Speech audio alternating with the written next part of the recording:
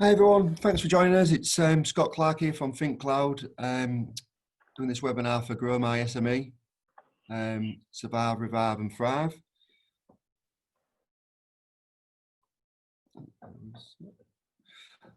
So it's an ICT for Growth webinar, and today's Getting Cybersecurity Accreditation. I'll basically be taking you through the different aspects of the accreditations, what are out there, mainly Cyber Essentials, which is sort of like the key accreditation for SMEs at the moment. A little bit about me. So I'm the co-founder and CTO of ThinkCloud. We're a managed IT provider and cybersecurity company, working with 150 local companies around the north of England, working with local government, Ministry of Defence supply chain, manufacturing, engineering, financial and charity sectors. We've been awarded, awarded in the top 50 for Britain's best managed IT companies 2016, 17, 18, 19, and hopefully end of this year. Been going 17 years now, 17 years this month, and was one of the Humber region's first Cyber Essential Plus accredited IT providers, and I'm also a qualified Cyber Essentials ACE practitioner. And at ThinkCloud, our mission is to exist to help our customers succeed through the adoption and use of digital technology. Like I said, we've been going 17 years, been a bit of a journey. We've probably been doing cybersecurity for the last 3 years, when we became Cyber Essentials certified, and then we moved up to be Cyber Essentials Plus certified, and obviously over the last 3 years, security has just massively snowballed since then. Topics we'll be covering today is why cybersecurity is in demand for every organisation, what training and certification is needed, and why cybersecurity is now a team sport. Okay, some cybercrime facts. Cybercrime is now the largest organised crime worldwide, beating all other organised crime added together. So if you think of anything else where an organised crime, whether it's bank robbery, fraud, anything, if you add it all together, cybercrime still beats it. That's how bad it's getting at the moment. And what they're saying now is 60% of small businesses go out of business within 6 months of a cyber attack. And at the moment, they're saying there's currently a 1 in 2 chance of a cyber attack on a small business, small and medium-sized business in the UK. And these facts are from the National Cybersecurity Centre. Just to add to that, it's not a case of if it's going to happen to you, it's when it's going to happen to you. It will happen to you at some point, and it's one of the things that you need to be prepared, and you need to sort of mitigate those risks and be ready for it. Okay, so ransomware attacks. So back in 2017, there was a big hike in ransomware attacks, the likes of WannaCry and Petya. Ransomware, if you don't know, is basically a piece of software, maybe gets onto your machines, it'll start encrypting your data, it then holds you to ransom because you can't access your data, and basically asks you for a payment. It's up to you whether you pay them or not. Sometimes you get your data back when you pay, sometimes you don't. And what they're saying is since May, that's peaked, and there's been about £4 billion in damages. That's through the cost of businesses being down, unable to trade, etc. A real world example. So there's a law firm here, got hit by ransomware, basically because they use something called remote desktop, which is quite common, where people log into a server from remote. They had 5 million encrypted files, decided to pay the ransom, which was just over £20,000. All the backups were corrupted, so they couldn't restore from a backup. They were down for 2 weeks, and it took them 39 hours to restore per terabyte. So part of the problem is when you get a ransomware attack and your data gets encrypted, it can happen really quickly and you don't know. And it's normally by the time you know, it's all done, and it's too late. Now, when you come to decrypt it, it tends to take 10 times as long because it needs more power to decrypt it. So although it might have encrypted your data in a couple of hours, it can take days or weeks to get the data back if you've not got good backups. Another example, local councils down for 3 weeks which obviously affected other services because people were unable to get on websites, unable to make payments, unable to do day-to-day jobs. So obviously everyone picks up the phone, it then jams the phone lines. It's just an absolute nightmare, all because of ransomware. Another example here as well, an estate agent's getting fined £80,000 by the ICO for not keeping customers' data safe. So you've got also the other part of it. So if there is a ransomware attack, first of all, you've got the problem of not being able to access your data, not being able to work, not being able to save your customers, potentially losing money, losing reputation, and then you've got the ICO on your back, because if you're dealing with any personal data, you can get a fine for it. So it's kind of triple whammy in a way. So today we're going to be talking obviously about cybersecurity compliance. So we're going to be talking about Cyber Essentials, Cyber Essentials Plus, and ISO 27001, because they seem to be the main ones for the small business market. Only 11% of businesses are aware of the Cyber Essentials certification. And what we're finding is the first time they pick up on it is through the supply chain. Because what's happening now is, whether it's a tender or whether you have one of your larger customers who are in the government or public sector, as part of that now, they generally say, what security framework are you working towards? If you say we're working towards Cyber Essentials Plus, ISO 27001, they're recognised. A lot of the time, if you say, well, we've got firewalls, we do this, we do that, it's not recognised. It doesn't matter to them. There needs to be a framework. And what we always say is cybersecurity is a journey. It starts from the basics of Cyber Essentials, which is basically more or less a paperwork exercise, making sure you've covered certain bases. It then goes to Cyber Essentials Plus, which is the next step, where you get a third-party company coming in to audit you to make sure everything is in place. And then ISO 27001 compliance is totally the next step, and that's more about your internal policies and procedures and what you do around security. Okay, so what is the Cyber Essentials scheme? So Cyber Essentials is simply but effective the government-backed scheme that will help you protect your organisation, whatever the size, against the whole range of the most common cyber attacks. Cyber attacks come in many shapes and sizes, but the vast majority are very basic in nature, carried out by relatively unskilled individuals. The basic equivalent of a theft trying your front door to see if it's unlocked. These are designed to prevent these attacks. So what we need to be thinking of now is hackers nowadays, there's different types. So you have the hackers where you think it's a young kid hiding in his bedroom, just playing about. But then there's also actually full organizations. So you're talking hundreds of people working in an organization just trying to hack companies and get money out of companies. So there's two different sides. So the idea of Cyber Essentials is to cover the very basics, to mitigate you against maybe 80% or 85% of them attacks. Just to basically, if you cover them, like I say, if you lock your front door, it's a very basic deterrent, but it's going to stop the majority of it. If somebody wanted to be in your house, they would probably get in your house, and the same with a hacker.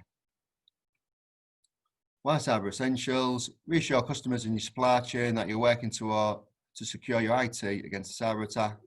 Attract new customers with the promise of cybersecurity measures in place.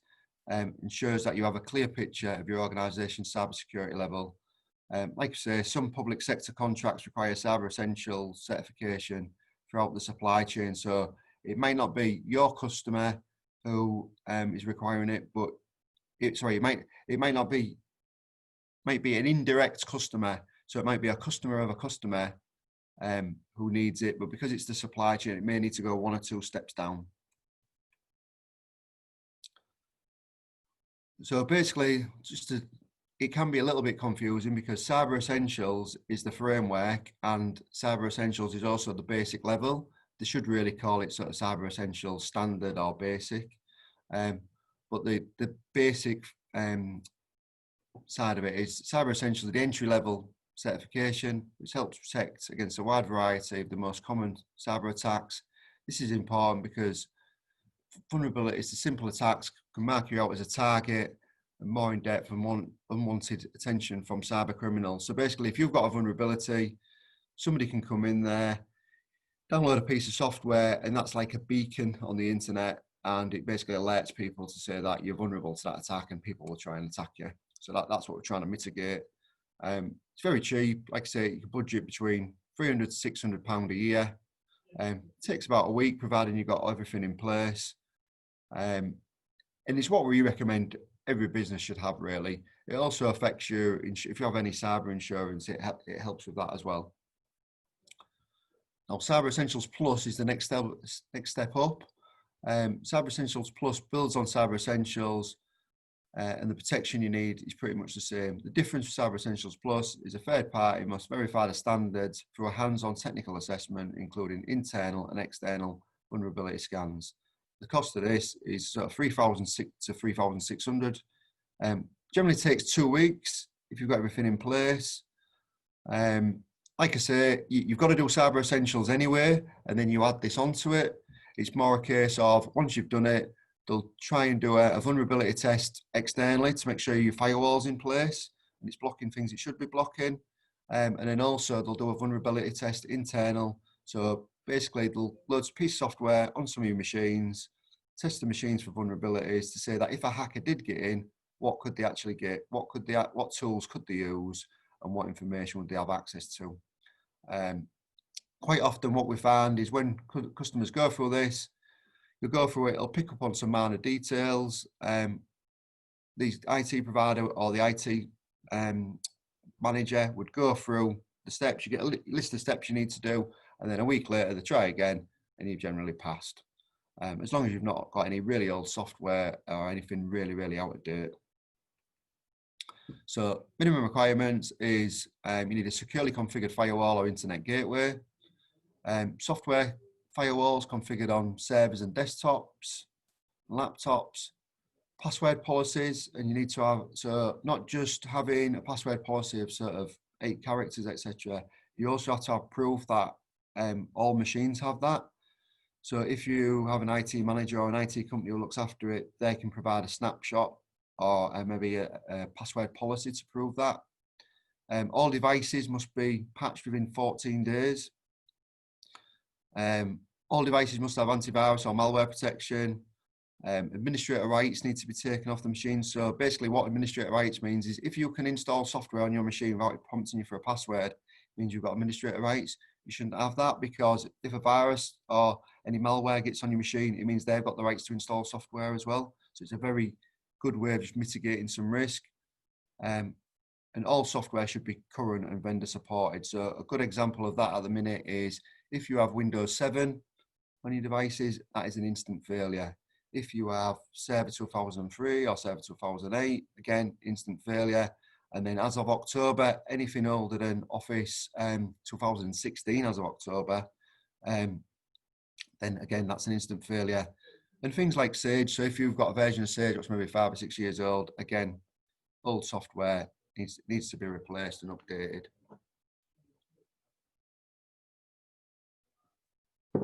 Okay, so what is ISO 27001? ISO 27001 is the international standard that sets out the specification for information security management system. The best practice approach helps organisations manage their information security by addressing people and processes as well as the technology. So like I say, where Cyber Essentials looks more at the technical aspects, this is more about the processes and the procedures you have within the business to deal with things what are around cybersecurity. I was talking to someone the other day, and entry-level budget is around £5,000, depending on the type of business you are, the size of business, how mature your business is. So if you're already very policy and procedure driven as a business, so say like the legal sector, they tend to be like that. It can be cheaper. If you haven't got any of this in place, it's more expensive because or it may take you longer because you've got more to do. Why is ISO 27001? ISO 27001 is the acceptable global benchmark for the effective management of information assets, enabling organisations to avoid costly penalties and financial losses. Having an information security management system certified by an accreditation certification body is concrete evidence that your organisation is in a strong position for GDPR. So where Cyber Essentials is more about the security aspect, by having ISO 27001, if you deal with a lot of personal data, so maybe if you're an insurance company, or you're into, you maybe deal with personal records, deal with medical or children, this would be a really good accreditation on top of Cyber Essentials, just to prove that you've got all angles covered, and it, like I say, it gives you a really strong position on GDPR. And again, sort of linking them together, so it covers all aspects of protection. ISO 27001 jumps from general to intricate cybersecurity processes. Being certified in ISO 27001 doesn't mean you're Cyber Essentials certified. It doesn't mean you've jumped up the chain, and vice versa. If you're Cyber Essentials, doesn't mean you've got 27001. They're totally independent, but like I say, you can use them together. Okay, so a little bit on GDPR, we touched on it there. So basically GDPR is the biggest overall about data protection legislation in the UK and the EU in 30 years. Fines can be up to 4% of your turnover, or 20 million, whichever is higher. So like I say, when you get, if potentially you leak data, it doesn't necessarily have to be for ransomware. It could be, there's been leaks of data where people have emailed the wrong group and sent out personal information by email,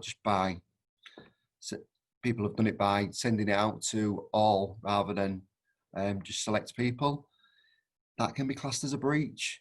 And one of the things we have found is that businesses aren't registering with the ICO. You need, if you're a business and you deal with personal data, so if you do payroll, for instance, or you've got HR records, you're dealing with personal data, you need to be registered with the ICO, which generally costs you about £30. Okay, so cybersecurity, we're saying it's now a team sport. There's a massive labour crunch at the minute. So basically there's 3.5 million jobs in cybersecurity, but there aren't enough people to fill them. So what that does is that leaves a massive gap for small businesses, because what you find is the bigger companies and the blue chip companies are sort of buying all the best people and employing all the best people. So we really need to all work together to sort of do the best we can and mitigate these risks. And what we find is 95% of all cybercrime is caused by human error. So that can either be somebody's clicked on a link, somebody's clicked on an email, somebody's tried to install a piece of software from the internet, somebody's put in a USB drive. It's generally human error, and it's sort of making sure you're aware. And it may be, as a business owner, you might be quite savvy, or you might have a couple of members of staff are quite savvy, but you're only as good as your weakest link. If you have somebody who really isn't that good on computers, but you've sort of left them to do on devices, you haven't given the training, you're only as good as that person. So there is things like human firewall assessment. So what we can do is you can benchmark the skills of the user, which we'll come on to later. We can do things like there's various tests you can put on. So you can send sort of potential emails what look genuine, but they're not. If people click on them, it'll tell you that they've clicked on an email and they're a potential risk. And then from them clicking on the emails and say, depending on how far they've gone, have they clicked on the email, have they filled in a form, have they entered a password to a non-genuine website, you can give them training on that. So that's quite a good assessment to do for these people. It's quite a cheap way of sort of finding out across the organisation who your risks are. And some people build this in to part of their reviews with staff. So periodically throughout the year, they'll do the tests, and then when it comes to the reviews with the staff, they'll say, well, actually, originally when we took you on, or originally when we tested you, there was massive vulnerabilities to the business there. You've been going through some cybersecurity training. Actually, now you're really good, and the feedback is they feel a lot more confident on IT. So digital skills, let me just move that all the way. So 87% of advertised roles spread across almost all sectors require digital skills. And when breaking the job market down by skill level into low, middle and high skill roles, we find that 75% of job openings at each level require digital skills. 80% of employees agree that their job success depends on instant access to information from a variety of sources. And what we're saying about digital skills can be anything from navigating a website, being able to do the basics on a computer, being able to do an email, but then also identify what is not a genuine email, what is not a genuine website, when not to enter your passwords, what does look dodgy. That is all part of digital skills. So understanding and measuring essential digital skills, there's a framework out there, and we're going to send a link at the end of the slides where you can get an assessment and the framework for that, and you can basically take your staff through that, and just sort of, it's one of the things we do when we're doing a big implementation, is you can sort of find out where people are now with their skills, and then you can do a little bit of training or implement a new system, and then ask them again after maybe 3 months and find out how them skills have grown. Because what you find sometimes is they didn't have the skills in the first place. So when you implement a new system, actually, you're going to downskill them even further. So it's a really good benchmark to do. So the essential digital skills framework defines digital skills to adults, safe benefit from participating and contributing to the digital world. So there's things like problem solving, communicating, handle information and content, transactions, they're all part of essential digital skills. But what you might find sometimes is people might not think they've got digital skills, but actually they can go on Amazon, or they can go on eBay, or they can use Facebook or Instagram. So there is some digital skills there, and them skills just need tweaking a little bit so you can use them within your organization. Okay, so here's an example of the foundation questions for digital skills. So again, it can start really, really basic. So can they turn on a device? Can they do things like turn up the volume? Can they access accessibility tools? Things down to, I don't know, they're on secure Wi-Fi, which obviously makes a difference depending on, you should always be looking for secure Wi-Fi, but do you know the difference? Especially if you're letting people work remotely or work, say work from hotels or anywhere like that. So especially if you're dealing with personal data as well. The fifth element of the digital skills assessment is all about safety online. So being safe, legal and confident online. And here's an example of some of the questions there. So the importance of using and changing and not sharing passwords, recognising suspicious web links, understanding how to use the privacy settings, or an example of that might be when you go on a website and it normally flashes up a box saying, do you accept their privacy settings? A lot of people just click OK. You have got a choice to turn that off. And understanding your IT policy as well, making sure you've got an IT policy for starters, but then making sure the staff understand that. And then at the end of it, you get like a traffic light report, showing you where users are and showing where the weaknesses are. So again, you have green squares to mean that they're all good. The red squares identify where they need more training.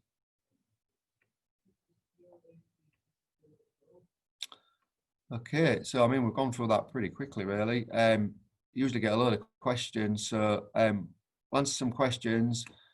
If you use your phone, scan the QR code. What we're going to do is we're going to do a dark web report, which what that does is it identifies if any of your passwords have been leaked onto the dark web. So if you've got any vulnerabilities there, we're doing that free of charge. They're normally worth, I think we normally charge £145 each for them. For your organisation, we've got a 15 ways checklist with 15 ways to protect your organisation, which we'll provide to you. And also we'll send a link for the essential digital skills so you can benchmark your own organisation in your own time and sort of see where you're going on there. Do you have any questions, Lynn? Do you know? Nothing in the chat.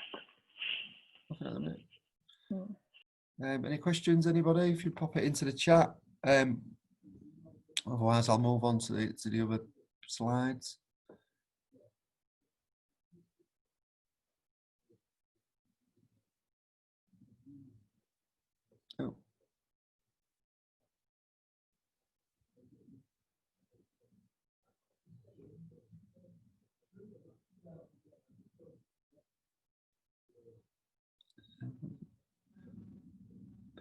Yes, yeah. To be fair, Sal, it is a bit quick. If you do have any question, if you think about anything at the end, if you do contact Winning Moves, I'm happy to answer any questions. Right, so Phil's put a question in. All our staff are working remotely using cloud systems, e.g. Office 365 on their own machines. What kind of security provisions do we need to consider? So if that's their own machine, so there's two aspects to that. So first of all, if you're using, say, Teams, for instance, Teams is great. First thing you need to do with any cloud application is make sure you've got multi-factor authentication enabled, which is normally you need a username and password to get into Microsoft applications, but then you need MFA on your phone to get into them applications. So basically the idea of that is if anybody gets your username and password, they need the code off your phone to get in. That's the biggest thing you can do for starters. No brainer, don't cost any money. It's just totally built in. So have a look at MFA. If you need any pointers on that, let us know. One of the other things to do is you really shouldn't let staff use their own PCs, because if you haven't got the patching up to date and you haven't got the antivirus and protection, you haven't got them locked down, if something gets downloaded, you've got more chance of being hacked because they've already authenticated with your cloud systems. So I really wouldn't recommend you use bring your own device, especially for Microsoft. But if you want to have a chat offline about that, I'm happy to give you a free call about that and give you some more advice. Sal, if you're running a booking service through a third party, larger business, and they hold the data of customers and payments, where does that put a small family firm? So if you're, obviously I don't know what business you're using, but say for instance you're a hotelier and you're using something like booking.com, they're the processor. So you don't need to worry too much about it, because they're basically controlling all the data. If they're sending the data to you, it's not really, you're not collecting the data, they'll just be sending the data to you. So you don't really need to worry about that. Again, if you want to take it offline, I'm happy to have a quick call on that. Self-catering, all depends on how they're doing it and the app and what data they're holding and their data protection policies.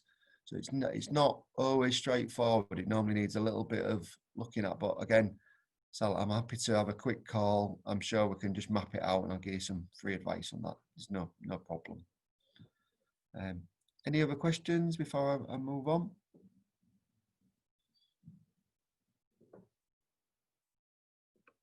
No. Okay, shall I move on with the slides, Lynn? Yeah. Okay, so I don't normally do these slides, so we'll see how we go.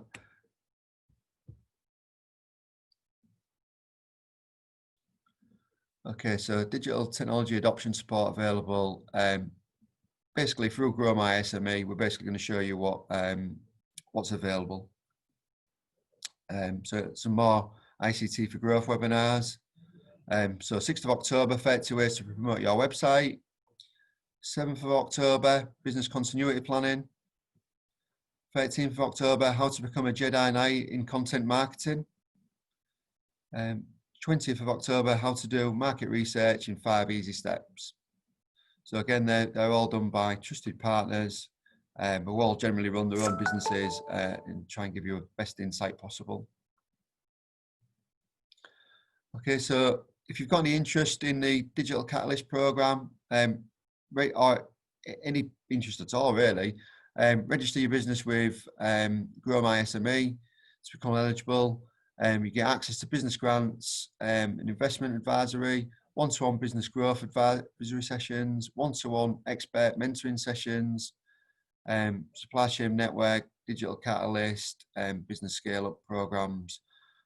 Just a little bit on that, we've been supporting a number of clients now for the Digital Catalyst program. They found it revolutionary, really. You get some funding for basically somebody to come in, map out how your business is working, how that converts into digital, sort of how you get in work, how you do work, how you get paid for your work, and then underlining it with your sort of cyber protection. It's free. It's a no-brainer, really. And there's a there's a range of partners in specialist areas, which there's not just ourselves. I think there's about 20 partners in there, and all special in their own area, really. So before you continue, Nina's just asked one last question, if you don't mind. And I'm just gonna start the poll while you're talking about the catalyst as well. Okay, so digital catalyst, one-to-one expert support for your business. Lynn just popped a poll up on there. I'll just move that out of the way while I do this.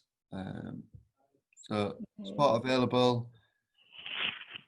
So basically, benchmark your business against other businesses in your sector, and then what happens is you get the report, and then what we do is we do some digital sprints workshops to work out what's the load of ideas basically, and then we map out the ideas and say which idea is going to have the best impact on your business to try and create you an action plan to move your business forward.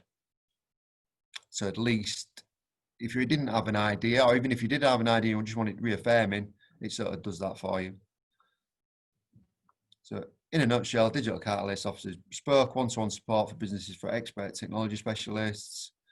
Our approach is stimulating, provoking and challenging. Move that out of the way. We'll inject energy and enthusiasm into different thinking.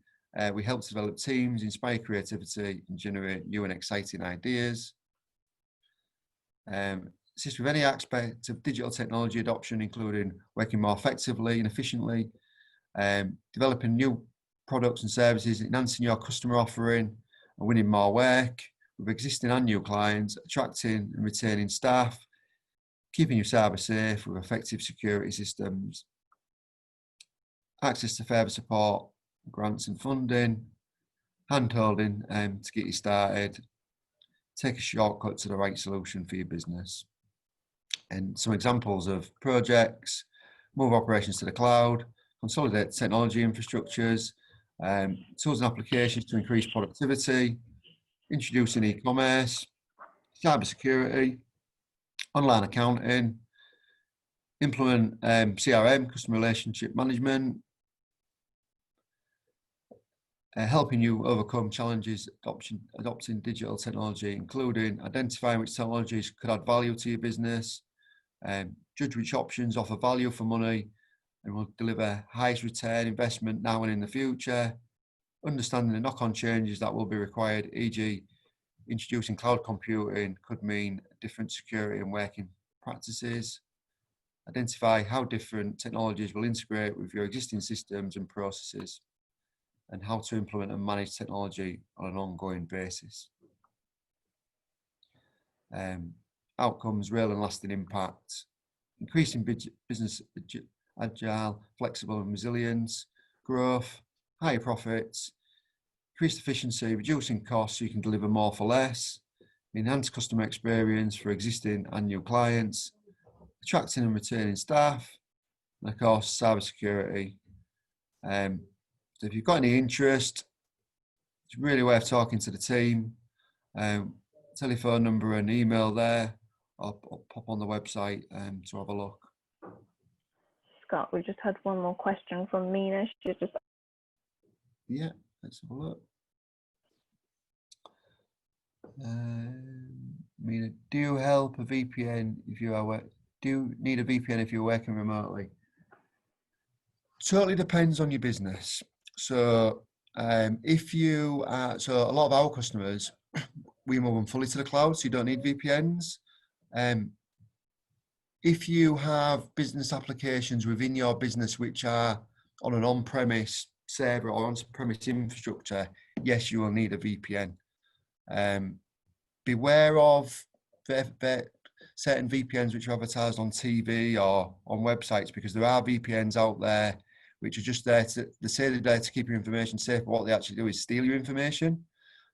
So just beware of them. But yeah, you do need a VPN if you've got on-premise systems. But again, if you want to take something offline, happy to have a quick chat and guide you. And I've got another question from Sal. Is Digital Catalyst a separate program to the finance elements of Grow My SME, or is it the overarching name for it all? Do you know that question, Lynn? Yes, I do. So the overarching name for it all is the Grow My SME program. So there are finance elements under it, and Digital Catalyst is one of the programs that is available under the Grow My SME umbrella. But I don't think it should affect it too much if you've had support from one of the other elements. We can still provide you support on Digital Catalyst even if you've had support from one of the other programs. So I hope that answers your question. But again, if you need any more information, if you send an email to digitalcatalyst@winningmoves.com, I can double check it. I don't think so. I think once you've registered for us, then you've registered with the council and you should be able to access that other program as well, Sal. Yeah. And for the people who wanted to be in contact with me, either add me on LinkedIn or if you email Digital Catalyst, or even if you're going for the freebies from us, get in touch. Like I say, I'm happy to have a conversation next week and we can help you as much as possible. Okay, thank you.